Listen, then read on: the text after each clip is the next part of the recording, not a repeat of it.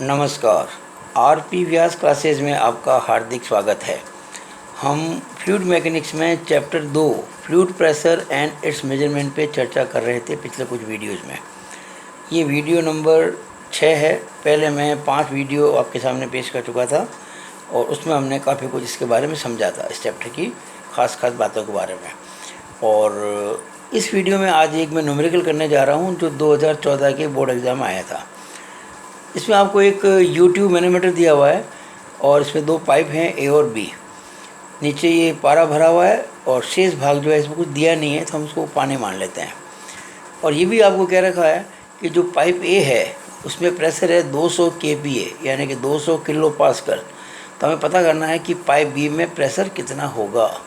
तो अपन जो सामान्य नियमों का पालन करेंगे और उसके आधार पर ये पी से पी बी पर पहुँच जाएंगे और पी बी की वैल्यू निकल आएगी।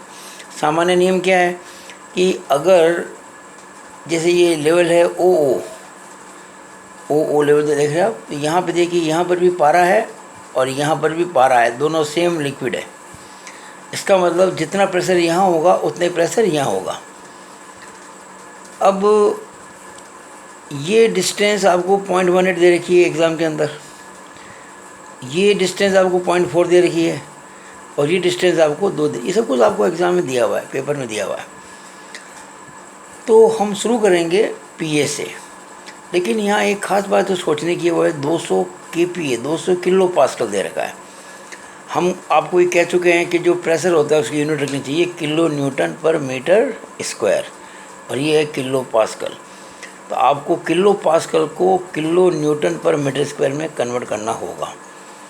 तो अभी मैं प्रूव करूँगा कि 1 किलो पास्कल और 1 किलो न्यूटन पर मीटर स्क्वायर बराबर होते हैं, यानी कि जितने किलो पास्कल हैं उतने ही किलो न्यूटन पर मीटर स्क्वायर भी हो जाएंगे। कैसे, समझो इस चीज़ को।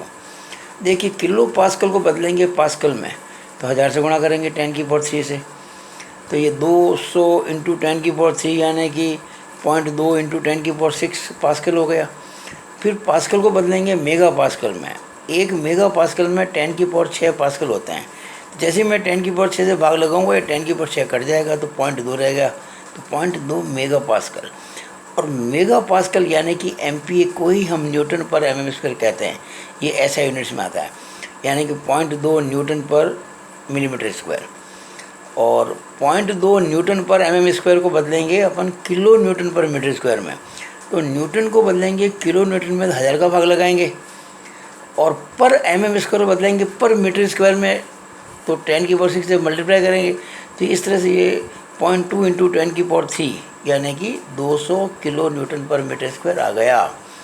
आगे के लिए ध्यान रखेंगे कि 1 kPa = 1 किलो न्यूटन पर मीटर स्क्वायर। अब हम अपने क्वेश्चन को शुरू करते हैं। देखिए, मैं शुरू यहाँ से करता हूँ पीए से। तो आप ध्यान से देखें कि यहाँ प्रेशर है पीए। फिर आपको पता है कि जो अपन नीचे उतरते प्रेशर बढ़ता है और जो ऊपर जाते प्रेशर घटता है। तो शुरू किया मैंने पीए से। अब देखिए, हम पहले तो इस ए पॉइंट से सी पॉइंट तक आएंगे। ये पूरा पानी है, हाइट कितनी यहाँ तक 2 और ये 0.4 यानी कि 2.4, एच हो गया 2.4। तो प्रेशर का क्या फॉर्मूला होता है, W × H। W क्या होता है, पानी का घनत्व यानी कि डेंसिटी ऑफ वाटर कितनी होती है 9.81 किलो न्यूटन पर मीटर क्यूब। तो WH यानी कि देखिए पीए यहाँ शुरू किया ना पीए, फिर इसकी तुलना में प्रेशर यहाँ कितना इतना ज़्यादा होगा WH, तो प्लस W × 2.4 प्लस। अब देखिए इसके बाद ये 0.18 मीटर जो है ना ये पारा है, तो ये W को गुणा करेंगे 13.6 से, पारे के घनत्व से, पारे के आपेक्षिक घनत्व से। तो इसका घनत्व आ जाएगा, पारा पानी से 13.6 गुना भारी होता है। अगर पानी का घनत्व यानी कि डेंसिटी W है तो पारे की कितनी होगी W × 13.6 और H कितना हो गया 0.18। तो हम कहाँ पहुँच गए, इस ओ लेवल पर आ गए, यानी यहाँ तक पहुँच गए अपन। अब यहाँ प्रेशर जो होगा वही यहाँ होगा, यानी हम यहाँ पर पहुँच गए।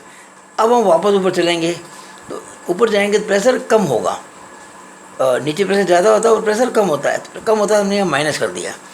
कितना, ये देखो सारा पानी है, तो W × H, W और H कितना है 0.18 + 0.4। तो 0.18 में 0.4 जोड़ेंगे तो 0.58 आएगा। और अब हमने इस इक्वेशन में जहाँ जहाँ डब्ल्यू आ गया ना वहाँ लिख दिया 9.81। और जब सॉल्व किया, अच्छा ये किसके बराबर आ गया प्रेशर यहाँ पे, हम जब यहाँ पहुँच गए ये प्रेशर किसके बराबर है, पी के बराबर, तो पी हो गया। तो पी की वैल्यू रख दी हमने 200 किलो न्यूटन पर मीटर स्क्वायर, और ये बराबर पी आ गया इधर। इसको जब सॉल्व करेंगे सारे को तो हम सॉल्व करके पाएंगे 241.86908 किलो न्यूटन पर मीटर स्क्वायर। लेकिन किलो न्यूटन पर मीटर स्क्वायर और किलो पास्कल सेम होते हैं, तो आंसर देंगे केवीए में। ध्यान रखिएगा क्या होता है कि नॉर्मली जिस फॉर्म में क्वेश्चन होता है आंसर भी उसी फॉर्म में होना चाहिए, तो नंबर अच्छे मिलता है।